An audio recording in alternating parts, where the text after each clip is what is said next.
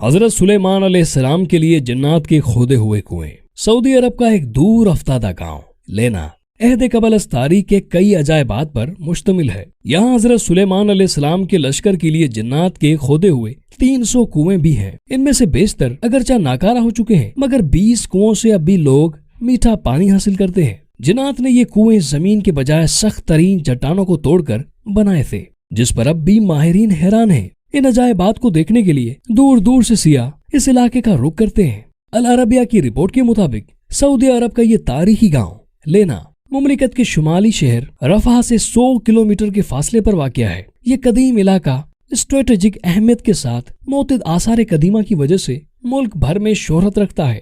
یہاں ایک قدیم قلعہ بھی ہے۔ پرانے زمانے میں بیت المقدس اور یمن کے مابین پیدل سفر کا مشہور راستہ اسی گاؤں سے گزرتا تھا۔ ملکہ زبیدہ کی بنائے ہوئی عدن سے عراق جانے والی مشہور سڑک درب زبیدہ بھی یہیں سے ہو کر جاتی تھی۔ اب بھی سیر و تفریح کے لیے شائقین بڑی تعداد میں اس علاقے کا رخ کرتے ہیں۔ سعودی محقق حمد الجاسر کا کہنا ہے کہ اس قدیم گاؤں میں حضرت سلیمان علیہ السلام کا لشکر بھی اترا تھا۔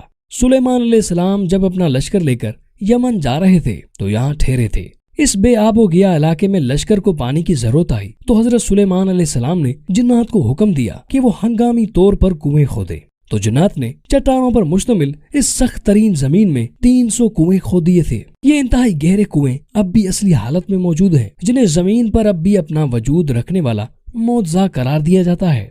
جنات نے چٹانوں کو کاٹنے کے لیے ڈرل مشین کی طرح کوئی آلے کا استعمال کیا تھا، جس کے نشانات اب بھی کنویں کی چاروں طرف واضح طور پر دیکھے جا سکتے ہیں۔ ماہرین اس پر تحقیق کر رہے ہیں کہ جنات نے آخر کس طرح ان سخت ترین چٹانوں کو 60 سے 80 میٹر گہرائی تک کاٹا تھا، اور انہوں نے کون سے آلات کی مدد حاصل کی تھی۔ اگرچہ ان 300 کنووں سے اس وقت صرف 20 کنویں ہی کارآمد رہ گئے ہیں، تاہم سارے کنووں کے نشانات اب بھی یہاں موجود ہیں۔ ان کنووں کو دیکھنے والا ہر شخص حیران زدہ ہو کر رہ جاتا ہے۔ تاریخی روایت کے مطابق جب حضرت سلیمان علیہ السلام اپنے لشکر سمیت یمن جا رہے تھے تو وہاں دوپہر کے کھانے کے لیے اترے تھے۔ لشکر میں جنات کی فوج بھی شامل تھی۔ جب لوگ پیاسے ہوئے تو حضرت سلیمان علیہ السلام نے جنات کی فوج کے کمانڈر سبتر کی طرف دیکھا۔ وہ ہنس رہا تھا۔ حضرت سلیمان علیہ السلام نے اس سے ہنسنے کی وجہ پوچھی۔ اس نے کہا کہ آپ لوگ پیاس سے تڑپ رہے ہیں، مگر میٹھا پانی آپ کے قدموں کے نیچے ہی ہے۔ حضرت سلیمان علیہ السلام نے سبتر کو پانی نکالنے کا حکم دیا تو تھوڑی دیر میں ہی اس نے اپنی فوج کی مدد سے 300 کنویں کھود دیے اور سیدنا سلیمان علیہ السلام کا پورا لشکر سیراب ہو گیا۔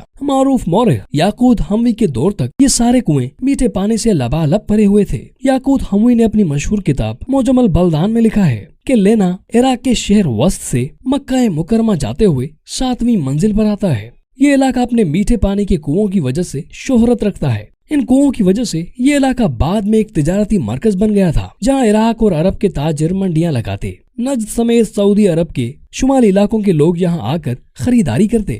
تاجر اپنے سامان تجارت کو یہیں اگلے سیزن تک محفوظ رکھنے کے لیے پہاڑوں پر بنے ہوئے بڑے بڑے گوداموں میں رکھتے، جنہیں سیاہ بیت کہا جاتا ہے۔ یہ گودام اب بھی وہاں موجود ہیں۔ علاوہ ازیں یہ علاقہ مختلف آثار قدیمہ کی وجہ سے بھی شہرت رکھتا ہے۔ سعودی حکومت نے یہاں ایک شاہی قلعہ بھی تعمیر کرایا ہے۔ سن 1354 میں تعمیر ہونے والے اس قلعے کو گارے پتھروں اور لکڑیوں سے بنایا گیا ہے۔ واضح رہے کہ حضرت سلیمان علیہ السلام کو حق تعالیٰ نے جنات پر بھی حکومت دی تھی۔ جنات نے ان کے حکم سے بیت المقدس کی تعمیر میں حصہ لیا تھا۔ وہ دور دراز سے پتھر اور سمندر سے موتیاں نکال کر لاتے تھے اور ان کی تعمیر کردہ عمارتیں اب بھی موجود ہیں۔ اس کے علاوہ بھی حضرت سلیمان علیہ السلام جنات سے بہت سے کام لیتے تھے، جس کا ذکر قرآن کریم میں بھی واضح طور پر کیا گیا ہے۔